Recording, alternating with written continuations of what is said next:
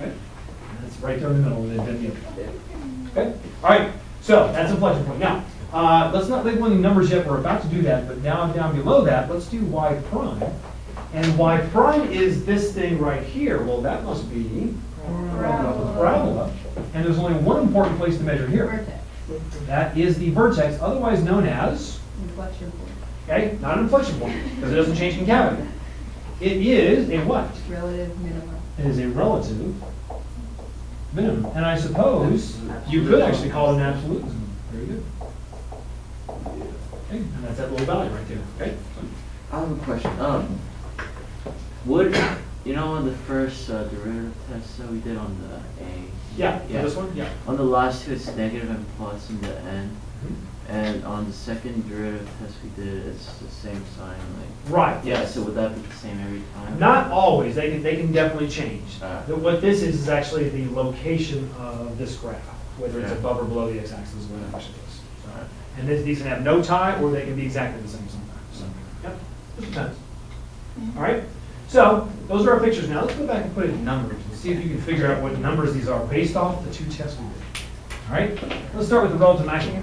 Does anybody know what the x-coordinate would be of that relative maximum peak right there? 3, negative 3. Okay, right there, because the first derivative tells you that the snake is doing what and then what? Increase, Increase, decrease, wouldn't that be a peak? Right there. Betcha. So that is -3 comma, we don't know. You can plug -3 back into that horrendous equation right there and figure it out, but we don't need that right now. Okay, do you know what the valley is? 7. The valley has got to be 7 because it's a decrease, increase, so that's 7 right there. Now, let's label this one down here. What's that value? The double derivative test tells you that the first derivative is going down up, so that's got to be 2 right there. Okay, that's 2. All right, now there's the inflection point. We haven't done that one yet. There is an easy way to do the inflection point. You can do the average of the peak and the valley and figure it out. What would the average of -3 and 5. 7 would be? Add them together first. What is -3 plus 7? 2. Hold on. All right, you already. What's -3 plus 7? 4. Divide it by 2 and you get 2. So 2 is halfway between -3 and 7, right? And actually 2, that's the same thing we got down here. What if that's a coincidence? Probably it's a coincidence, right? It is. No, it's not. It is not a coincidence at all. Some of you already figured out that it comes from the second derivative test. Because guess what? An inflection point is a change in concavity. And the double derivative test measures concavity. So it tells you actually where the inflection point is. That's So always that'll true. tell you it every time. Okay, every time, yes. So, okay, two words to look for, okay? Remember the 4 words for the derivative. If you see the words minimum, maximum, increase, decrease, go to the derivative for sure, right? Or if it says like maximum of the second derivative, you would have to go to the maximum of third, and go to the third, that's right, go one beyond, right? But 2 words, only 2 words tell you double derivative, okay? Concavity. So if you see concavity or concave up, concave down, that's 1 word. So you want to add that to your notes. And there's a second word too that tells you go straight to that second derivative. And that is inflection. If you see the word inflection, which will always be with the word point, then that means go straight to that double derivative to figure it out. Okay? So look for those 2 words right there. Right, Matthew? Where would the inflection point be on a W? Okay, on the W shape, W. so like this, there would be an inflection point right in there and right in there. It would be the average of the peak and valley and the peak and valley. So you're right down in the middle. And if you went to the double derivative test, you would get those 2 numbers right there. So they'd always be the same Y value, but the X value would be different. Right, yes, yeah, it would be level because it's symmetric, yeah. So the first derivative test would give you these 3, and then the second derivative test would give you those 2 right there. So every time. Pretty nice. Okay, so that's how it all ties together. Now, using that, let's see if we can attack B here, and we're going to do everything else pretty much for B. So once we do the number line and we're set, we can just quickly answer the questions. Okay. All the work is being put into making the number line, and then once you're there, you're pretty much coached. All right, so for B, how many inflection points does this graph have? And I drew the graph for you, just out of curiosity, if you want to know what that looks like. Very odd graph there. It's not quite a bend in the curve, but it's more like it's kind of warped a little bit. It's not like a full come back up and go back down. So I got this shape, and all of a sudden it does this. Now, do you know why? Do you know why the two arrows are both pointing up together, and they're not diagonal? Oh, there's two.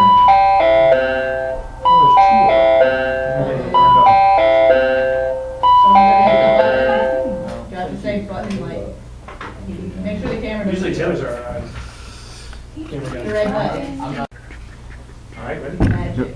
Okay, we're back. Let people, training people. All right. Why are these both going up together? How would you know that just looking at this equation? Any ideas? Two Even power. You know what? This is a 6th-degree polynomial, right? If it is an even degree polynomial, wouldn't it essentially be a parabola Yes. before you start warping it, right? So that's why they're both up together. Now, what if you lead off with a 5th degree or a 3rd degree? Snake. Then they're going to be diagonal from each other and be a snake, and then you can warp the snake in there, right? So once you What's see the that warped 6th snake degree. look like? Well, I mean, you know, it could, well, I guess it's already kind of warped itself, you know, but it'll add more bends in it, you know. It could maybe be level, it can be back down, just depends. We'll see all kinds of crazy things that happen. And however, if you notice, you're correct, if you notice, even power means they should be up together because it really is a parabola that's being contorted in different ways, okay? All right, so there's my shape. Now, let's go over here and let's do something. Does anybody see a key word in B? Inflection. Inflection. If you see the word inflection, I go ahead and circle that right there and label it double derivative because that's one of our two words that says go to the double derivative. All right? Okay, let's try. Now, if you go to the double derivative, Mr. Wade, this is a horrendous equation. This can't be handcrafted. There's just no way. You go to the good. All right, 6 times 1/3 is 2. 2x to the plus 7 times 5 is 35. 35 halves. Ugh. This is gonna be a disaster, isn't it? Plus 40x to the third plus 0, 3, 3, and then the 2 gives you 0. Does anybody know if there are there any terms that aren't going to matter in the second derivative test up here? Any terms at all? The last The last 2 won't even matter because by the time you get to the second derivative, they will disintegrate. No.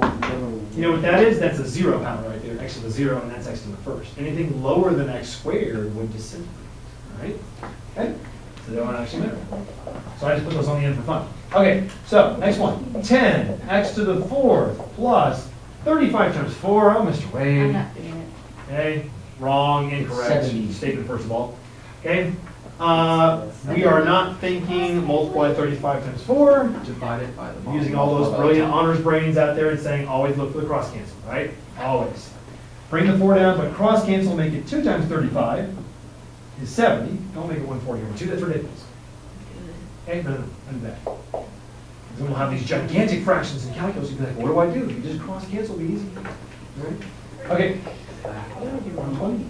All right, so that is my second derivative. And of course, if we're going to do a second derivative test, we have to take that and do what with it? Set it equal to 0.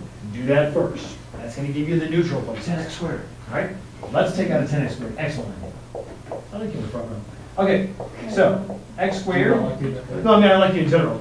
I like it better. You're very involved today. Okay, so let's factor that out. You mean this crazy equation I made up is actually handcrafted? Plus 4, plus 3. How about that? Mr. Wade just started right here and did a little anti-derivative. Exactly. I'll do a couple of anti-derivatives in this chapter. Until the calculus gets. Until then, we're doing anti-derivatives. Some of them watched that video, which you said that they were, what you What were they doing watching that video? This is I pre-calculus told them business. to. I don't know how that happened. So, Yeah, down. this is going to be plus and plus what? 3, 4. Okay, 3. Okay, works out great. So we get 3 answers, and we're going to take all 3 answers and put them on this number line, and label this number line as y Prime. prime, or double prime. Okay, so this is called the second derivative test, right? You need the Third part, yeah. Go to the top left corner right there. Yeah. Special guest Sam Cooley has joined us now. Can I go in the hall? Sure, that's fine. Okay. Or is it- Okay, so let's put down, now what's the lowest of all these, by the way? -4 is the lowest. negative 3, Zero. 0. Okay, now it's time to plug in some sample formulas. Okay.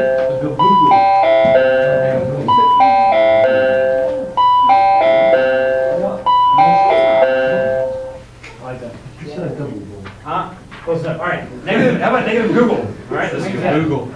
Okay. I believe the third biggest number that we have names in. A couple of What's those the math first? The decaplex and then the googleplex is the biggest. We'll kind of we'll talk about that sometime. Okay. So plug in. I don't know. Let's see. There are no integers between that. So you can just do like negative 3.5, negative 7 over 2. That's a good option. Okay. No integers between those two, so that's fine. Negative one. Negative 1's a good one. 1 And, million. 1 million. 1 million. Okay. Chalk it up. I like 1 billion. All right. Yeah. 1 billion. Okay. All right. Take that. Plug it in. Any thoughts about 10x squared? Positive. It's always positive, except for, of course, 0 squared is not positive. All right. I'm being George. But 0 will be one of your marks already, so we'll obviously have a 1. So, all right. Anything squared is positive, so the first one is a plus sign. Oh, you're on track. Or you could just sweep it under the rug and not even put it, because it won't affect the outcome, right? Okay, now let's go to the middle parentheses. If you had negative Google plus 3, that 3 is not going to make a dent in Google, all right? So that's going to be negative. Negative 3.5 plus 3, Negative. just barely negative, but we're about to pass its root. Transgress. Transgress the root. So negative 1 plus 3 is positive, and 1,000,000 plus 3 is positive. Okay. Now, last parentheses. Negative Google plus 4 is negative. Negative 3.5 plus 4 just went to positive. We just went around its root. Positive, positive. Okay. So you end up getting a plus, a minus, a plus. Oh, look at this. That looks vaguely familiar. Well, well, well. Now see, the question was simply how many inflection points do you have? I thought we were going to get 3 because we got 3 answers. I didn't really think. Okay? But, Sure you did. okay, I mentioned actually go over to my desk over here. Oh, let me just put down three numbers. Actually, this one is not a what? Inflection It's point. not an inflection point because it is not a Root. sign changer, is it? Right? So, okay. But Mr. Wade, there's this big blob on my fish finder. Certainly it's a fish. No, it's a tire. Well, All right? You just pull up a tire and you're fishing, right? It's a boot. It's an old You just boot. made the world a better place for them. Okay? So, just because it's on the fish finder doesn't mean that it's really there. It could be a false reading. Turns out that the 0 has no significance on this graph at all. You'd think it might be the basin, but actually the basin is about negative 0.4. Oh, so close. So the 0 is, the y-axis is actually right here. So that 0 is just a random find right there. It doesn't mean anything. Okay. Now, can everybody see on the picture? Can you see that plus minus plus plus means, what does it mean right here? positive then negative. Concave Up. up, a little Concave portion down. of concave down briefly, and then concave up forever. And then just throw out the 0. Okay, how about So that? the answer's 2. So the answer is only 2 inflection points. Make sure they are sign changers. Otherwise, do not include them. Okay? That's how it's done. So you do a second derivative, but also look for the false readings and throw those out. Okay? All right. Now, the rest of this we can just breeze through because we already have a number one. So, on which interval, or intervals, is this graph concave down? Negative 4 to 3. Negative 4. All you just look for on the number line, look for the negative, right? So this is concave down from negative 4 to negative 3.